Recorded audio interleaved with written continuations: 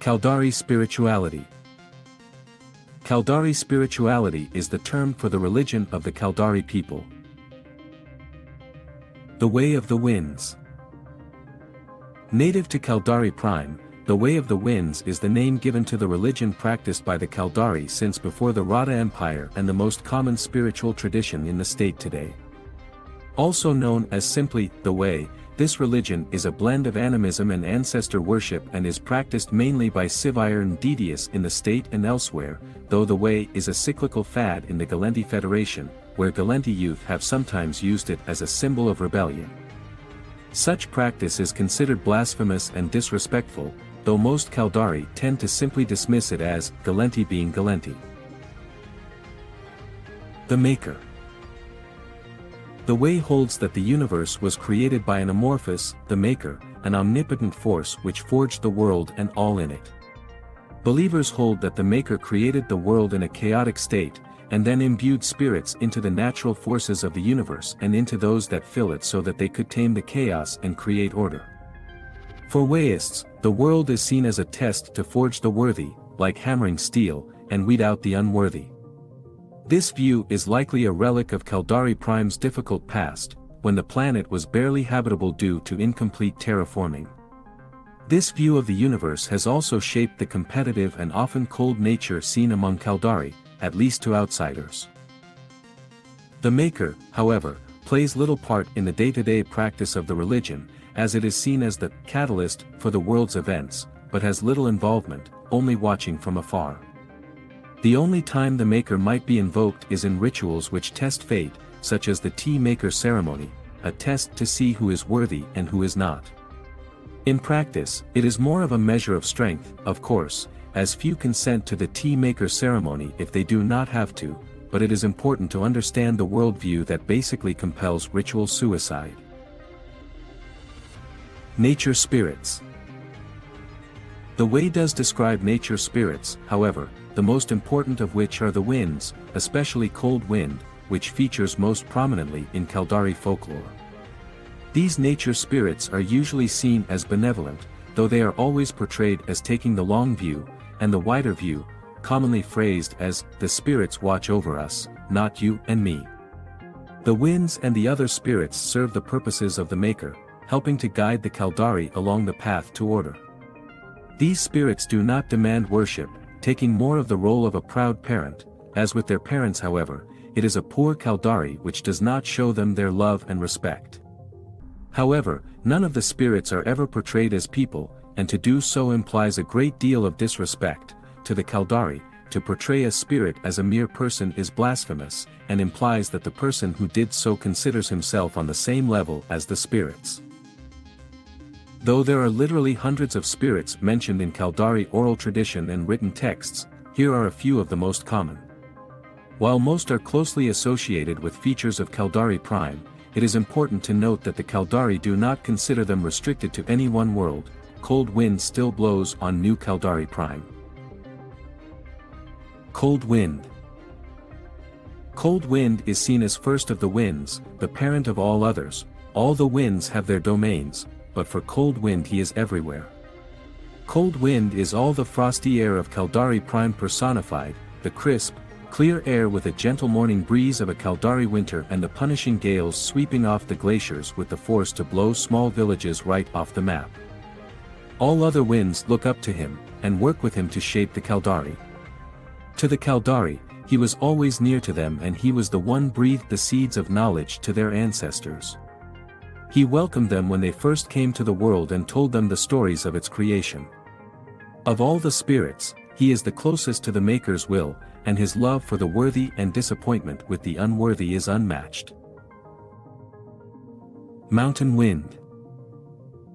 Mountain Wind is the watcher of the skies and of the lands, swirling about the high peaks of world, carrying news of what he finds to the other spirits.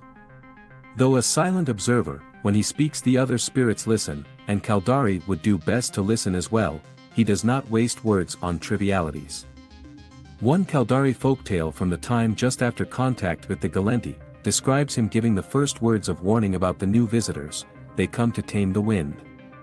Mountain Wind is also portrayed as the patron of scholars and historians, and has particular importance for the Caldari Corporation, which is named for the towering mountains where the Caldari believe he is strongest. Storm wind. Storm wind is the fiercest of the winds, aside from an enraged cold wind, but also has a playful side, dancing among the peaks and teasing mountain wind. Storm wind is the pelting rain of the mountain highlands, crackling as it turns to sleet, the flash of lightning and boom of thunder, and the smell of ozone. Storm wind is a force of battle, of man against man, man against the elements, the hottest forge to fashion the strongest steel. Storm wind is especially important to the Caldari military, whose funerals are often scheduled to occur in the middle of poor weather as an offering. Wind of the West. Wind of the West comes from the great western sea of Caldari Prime, and he is seen as the wind which carries the rain to the homelands of the Caldari. The presence of wind of the West is seen in fog and gentle rains, and in the tang of salt air. A guardian of the waters, Winds of the West was venerated highly by sailors and all along the west coast of the Rada Empire. In Caldari folklore, Winds of the West not only taught the Caldari to sail but the ways of trade as well, making him second only to Cold Wind in the minds of modern Caldari. Heart of the Forest. Heart of the Forest is the spirit of the mighty crushed trees, of things that are green and growing. The winds protect her, but often they bring a temporary pain to her to spare a greater suffering.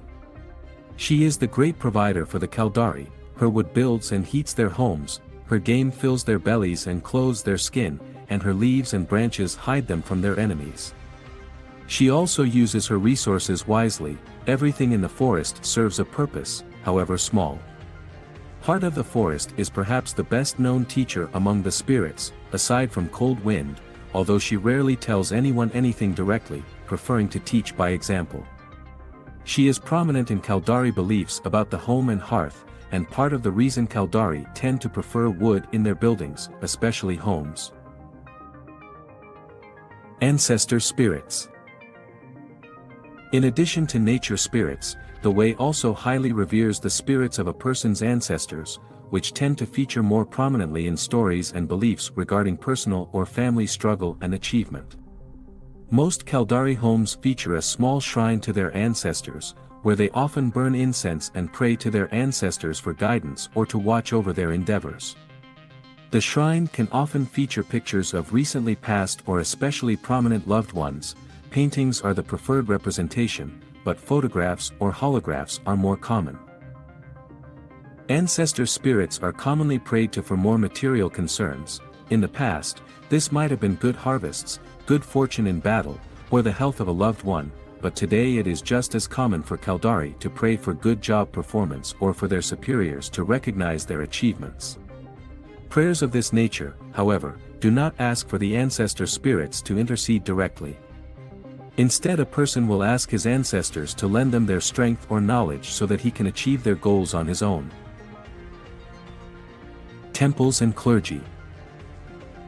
Most standalone temples and shrines built by the Caldari are for the veneration of one or more nature spirits, usually built in a place that spirit is thought to hold a great deal of sway. Most tend to be very open to the elements, with tall columns surrounding an open courtyard, often with elaborate topiary gardens surrounding them.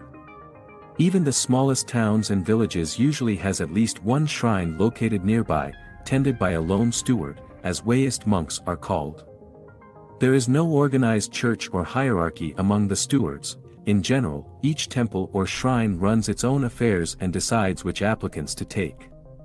In all but the largest shrines, most stewards will have some other job in addition to their stewardship.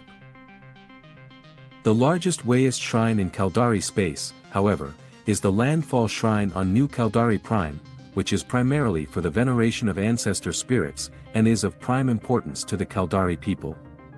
Built on the landing site of the first Caldari colony ship to reach the planet more than 350 years ago, Landfall Shrine is a sprawling complex of gardens, temples, and a large necropolis, housing the anonymous tombs of more than 12,000 heroes of the Caldari state.